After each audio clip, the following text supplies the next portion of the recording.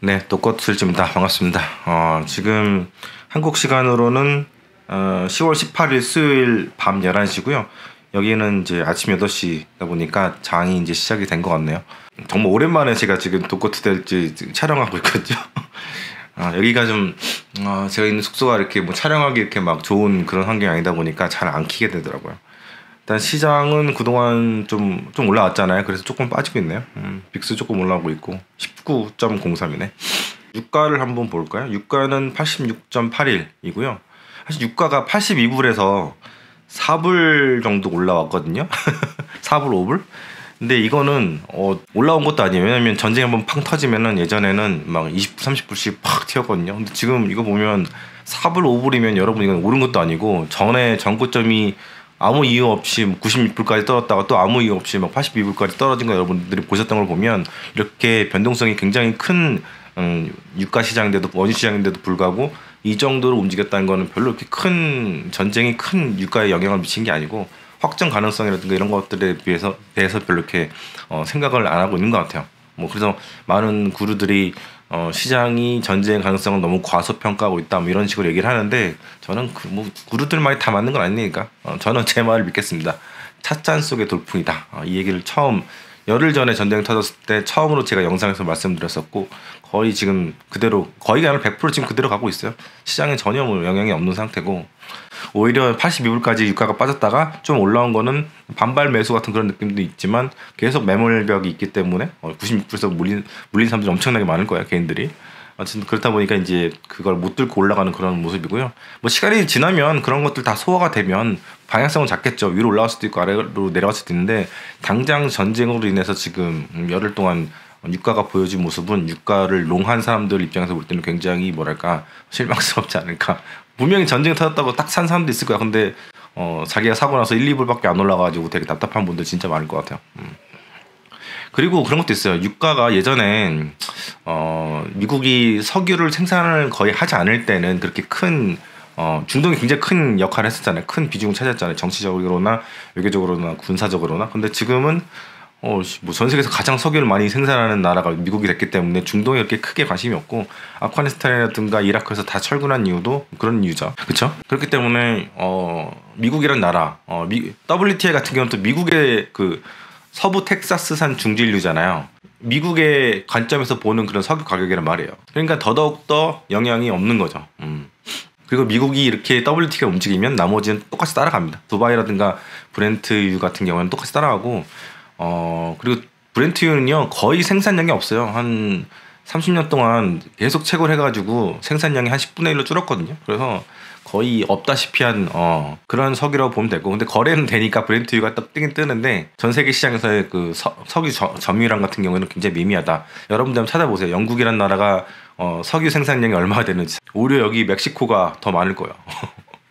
그리고 이제 많은 국가들이 재생에너지 비중을 좀 높이고 있잖아요. 그렇다 보니까 석유의 중요성이 좀 많이 떨어진 것 같아요. 예전에 비해서 에너지원으로서. 그리고 석유 자체도 소비할 때 가장 큰 비중을 차지하는 게 이제 에너지원이잖아요. 뭐 불을 떼거나 아니면 그 차, 교통 이런 게 한 교통 운산 트랜스포테이션으로 25% 정도? 뭐 이 정도 차지하는 건 제가 어디서 옛날에 본 것 같아요.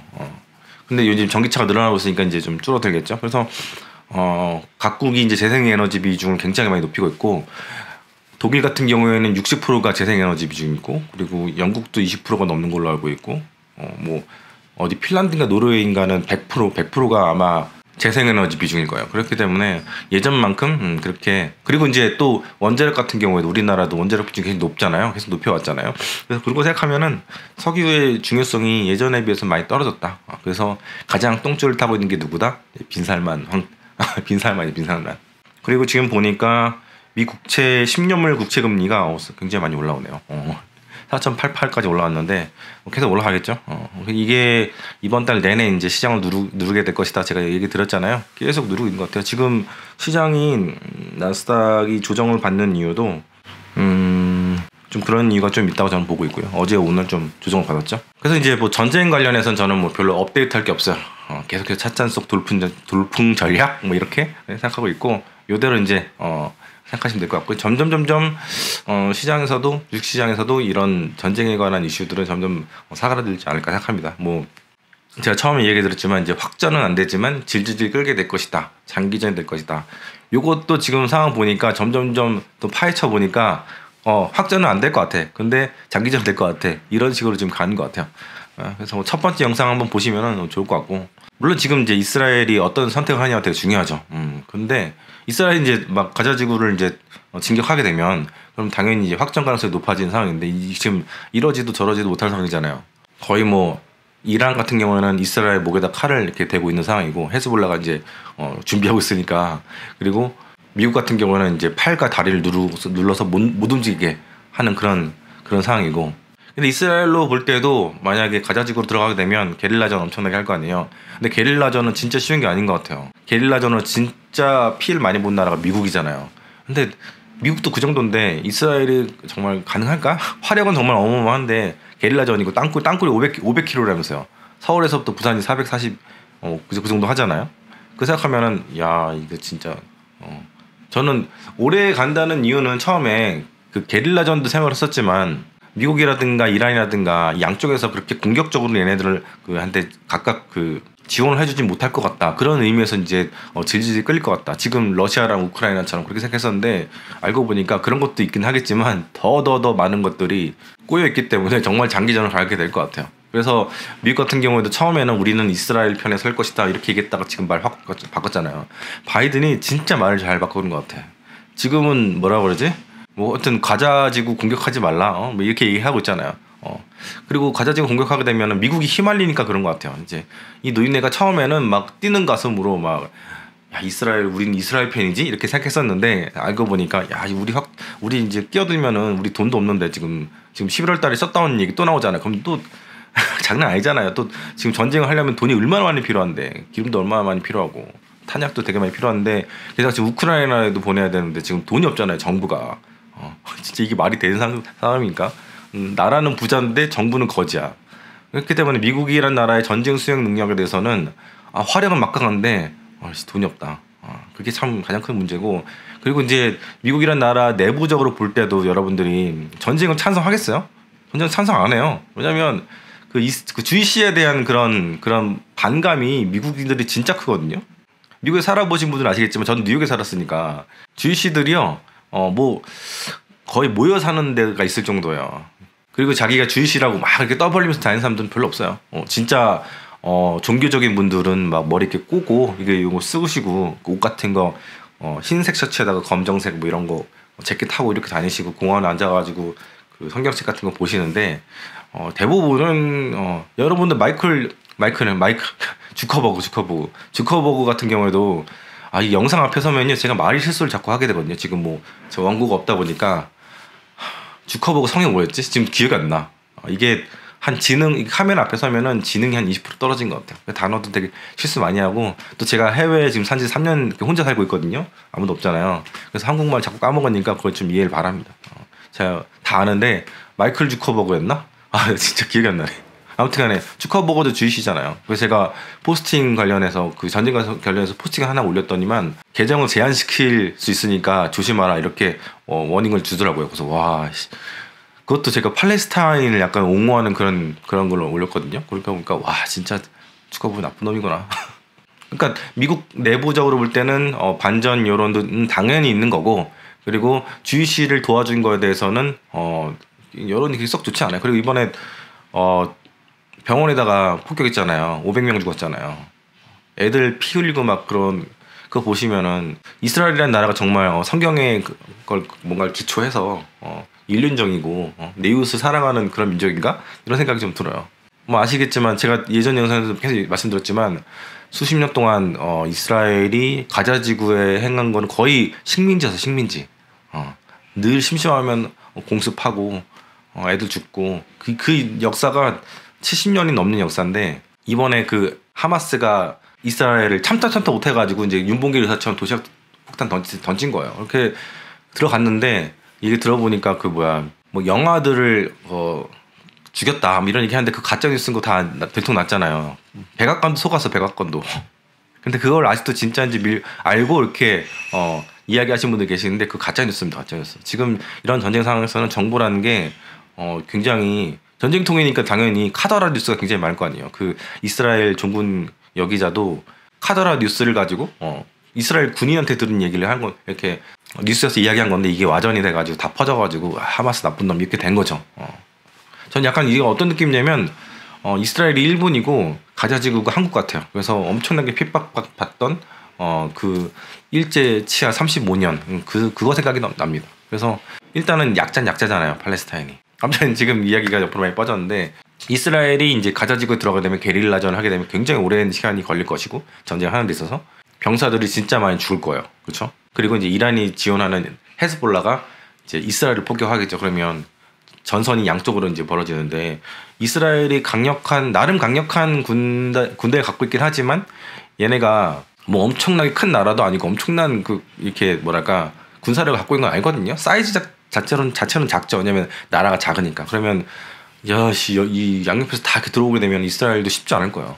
그러면 미국이 들어가긴 들어가는데 미국은 진짜 싫어요. 여기 중동 전쟁을 들어가는 게 너무 지저분한 거예요. 왜냐면 아프가니스탄에서 20년 동안 개털렸죠.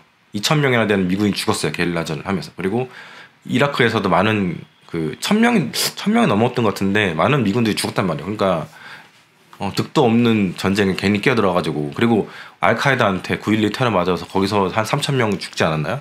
와, 제가 그 전쟁 터지고 나서 2005년에 이제 미국에 갔거든요. 뉴욕에 갔거든요. 2001년에 9.11 터지고 나서 제대하고 나서 갔는데 아직까지도 4년이 지났지만 그 전쟁의 상흔이 거리 곳곳에 남아 있었고 뭐 소름 돋네. 저도 그 메모리얼 빌딩 거기 가니까 되게 숙연해지더라고요. 진짜 많은 사람들이 죽은 거예요. 근데 그것만 보고 있으면 진짜 나쁜 알카에다 새끼들 그렇게 생각할 텐데 미국이 중동에서 했던 여러 가지 정책이라든가 이런 것들을 석유를 얻기 위해서 이런 것들을 비하인드 스토리를 모르면 무조건 미국 편을 이제 들게 되는 거죠. 아무튼간에 자, 하여튼 지금 아랍 국가들도 막 지금 엄청나게 막 시위를 하고 있고 뭐 어디에서는 막 징집을 할까 말까 막 이런 얘기도 있고 막 전쟁이 확전이 되면은 그래서 이렇게 된 상황인데 그래도 지금 각국의 상황이 별로 좋지도 않고 경제적인 부분도 그렇고 명목상의 그런 문제들도 그렇고 그렇기 때문에 미국이 막으려고 노력하겠는데 미국 영향력이 진짜 바이든 들어서는 중동에서 제로가 돼버렸어요. 진짜 정치를 잘할 것처럼 생각했었거든요. 정치위원회 미국 국회에서 오래 있었잖아요. 20년 넘게 있었잖아요. 40년인가? 근데 이제 그렇게 정치 못할 줄은 진짜 꿈에도 몰랐네. 진짜 대통령의 그런 그릇이 좀 있어야 되는 것 같아요. 하여튼 바이든이 빨리 내려왔으면 좋겠습니다. 그래서 지금 보면은 나스닥이 안도 랠리를 펼치다가 좀 주저앉았다가 전고점을 회복을 못하고 지금 약간 다시 주저앉은 그런 모습을 보이고 있어요. 그래서 안도 랠리 때는 꼭 파시라고 말씀을 드렸었고 아무튼 지금 전쟁보다 더 중요한 거는 국채금리. 이거는 진짜 이번 달을 넘어서 이러다가는 10월 말경에는 별로 없거든요. 국채금리가 국채 입찰이. 근데 11월부터 또 많아요. 또 내년에 더 많고 이러니까 이게 계속해서 늘을 것 같아요. 그래서 이렇게 국채금리가 올라가게 되면 기준금리를 올릴 필요가 없는 거예요. 기준금리 올리는 이유가 이제 시중금리를 올리기 위해서 경제를 다운시키려고 하는 건데 안 올려도 이렇게 지 혼자 막 올라가니까 여기다가 이렇게 불타고 있는데 여기다가 휘발유를 끼얹으면 국제시장 쇼크 오거든요. 그러면 재무부가 굉장히 위험해진단 말이에요. 재무부가 굉장히 불리해지는 거죠. 그렇다 보니까 그러면은 파월이 옐런한테 한 방 먹인 거예요. 근데 그러면 안 되잖아. 지금 사이 좋은데. 그러니까 지금 여기서는 금리를 올리면 안 되기 때문에 연준에 있는 모든 그런 위원들이 지금 다 비둘기파로 변했어요. 키시카리까지 다 지금 비둘기로 변했기 때문에 시장이 약간 반등을 하려고 했지만 결국에는 실제로 립서비스 말고 실제로는 지금 국채 금리가 올라간 거에 대해서 약간 두려움들이 좀 있는 것 같습니다.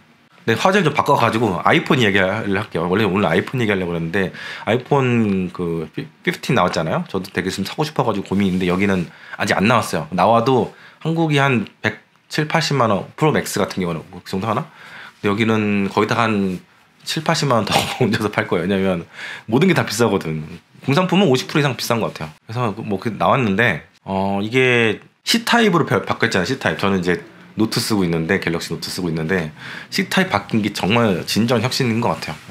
왜 그동안 이렇게 고집을 피웠는지 모르겠는데 일단은 그 유럽에서 철타일 매겼잖아요. 라이트닝 쓰지 말고 C타입 쓰라고 이렇게 해가지고 바꿨는데 진짜 이게 혁신인 걸 얘는 모르는 것 같아. 이렇게 해야지 안드로이드 진영에서 넘어온단 말이야. 너무 있단 말이야. 하여튼 제가 볼 때는 애플이 뭐 친환경적이다 뭐 이렇게 얘기는 많이 하는데 실제로는 별로 친환경적이진 않은 것 같아요. 장사 속에 굉장히 뭐 주주들은 좋죠. 저는 이제 더 이상 주주는 아니지만. 근데 중요한 건 뭐냐면 지금 이렇게까지 이제 바꿔놨단 말이야. 사용자 친화적인 그런 저처럼 이제 아이폰 안 쓴 지 10년 넘은 사람도 다시 가려고 막 생각을 하고 있는 그런 상황인데도 불구하고 지금 판매량이 10%가 떨어졌어요. 가격을 전작하고 똑같이 만들었는데도. 2018년도 그때 시장 되게 위험하고 매크로 안 좋을 때 그때만큼 안 팔린대. 지금 상황이 굉장히 안 좋은 거죠. 원래 이제 소비재 기업들이 그 신상 내놓을 때는 엄청난 시장 조사를 합니다.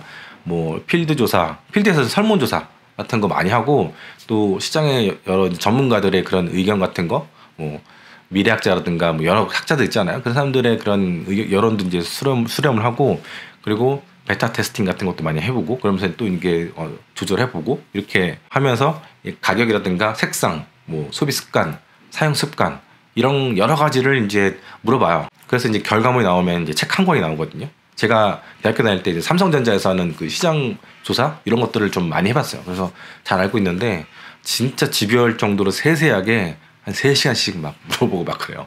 아무튼간에 그래서 여러 가지 결론을 냈겠죠. C타입은 어쩔 수 없이 낸 거고 뭐 사용자 친화적으로 하려고 한 게 아니고 하고 가격 같은 경우에도 이전하고 비슷하게 나온 이유는 다 이유가 있는 것 같아요. 사실 테슬라 같은 경우는 가격 인하를 너무 자주 하니까 그런가 보다 했는데 애플이 그 콧대 높은 애플이 그렇게 가격을 안 높인 걸 보고 사실 저는 약간 좀 충격을 먹었습니다. 얘네들이 뭘 보고 그렇게 결정했을까? 테슬라도 가격을 내리고 있는데 생각해봤는데 역시나 매크로가 지금 둔화되고 있다 이런 모습들을 본 것 같고 설문조사를 막 했는데 다들 이제 지금 주머니 사정이 쪼그라들고 있잖아요. 그리고 이제 미국 같은 경우는 스티뮬러스 돈 받았던 거 그거 3분기면 다 끝난다고 하니까 아이폰 4분기 나오는데 3분기 사람들이 돈이 없으면 안 되잖아요. 그러니까 그래서 가격을 이제 전작하고 이제 똑같은 게 아니라 비슷하게 이렇게 낸 것 같습니다. 월스트리트저널 그 기사를 보니까 뭐 타겟이라든가 뭐 여러 이제 내수 기업들 주가 이런 소비재 기업들 주가가 52주 신저가를 내고 있더라고요. 쭉쭉쭉 빠지고 있더라고요. 뭐 부동산 가격도 지금 미디안 가격으로는 많이 빠지고 있는 상태고 그리고 주식시장도 지금 뭐 올해 상당히 좋다가 말았고 그리고 채권 시장은 말도 못하게 폭락을 해버렸고 폭락을 지금 현재 진행형인 상황이고 독거 투자할지 지금 단톡방에 1,300분 정도 계시는데 세계 각지에서 사업하시는 분들 이야기가 되게 많이 나와요.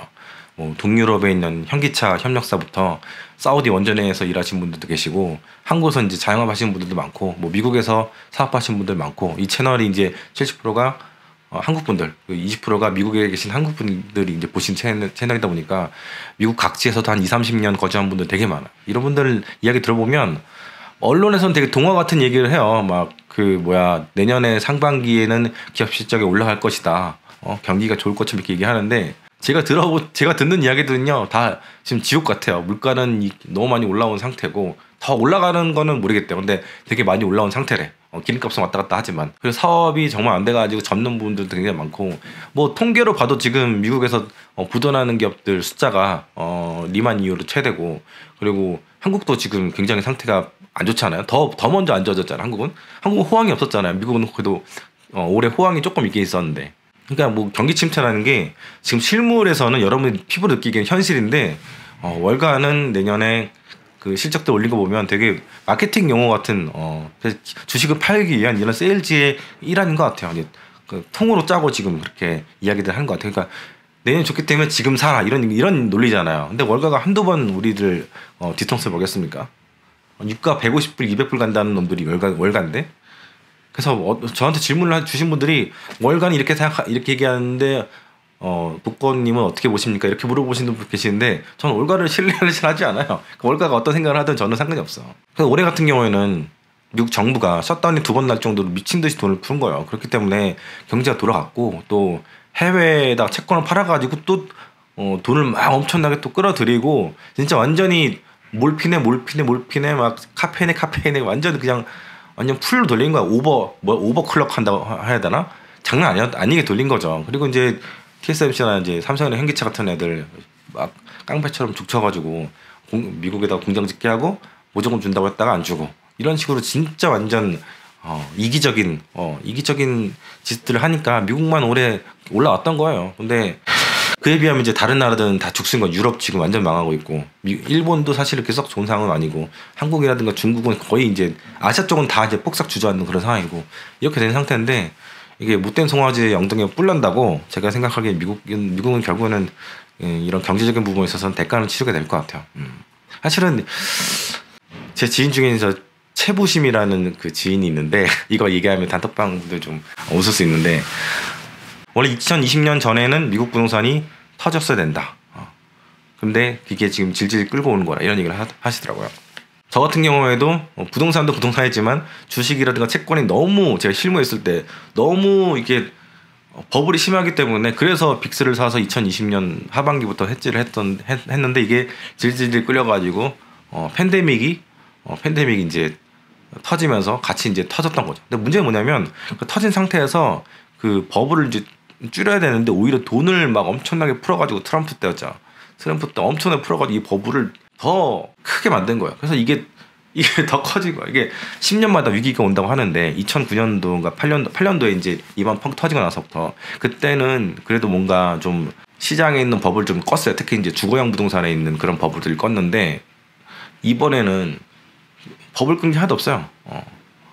아무도 고생하지 않았어. 돈으로 모두가 오히려 더 부자가 됐어.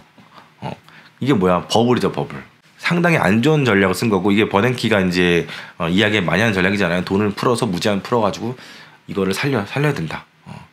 그런 전략을 펼쳤는데 이거는 분명히 대가를 치를 수밖에 없다고 생각합니다. 그래서 제 생각에는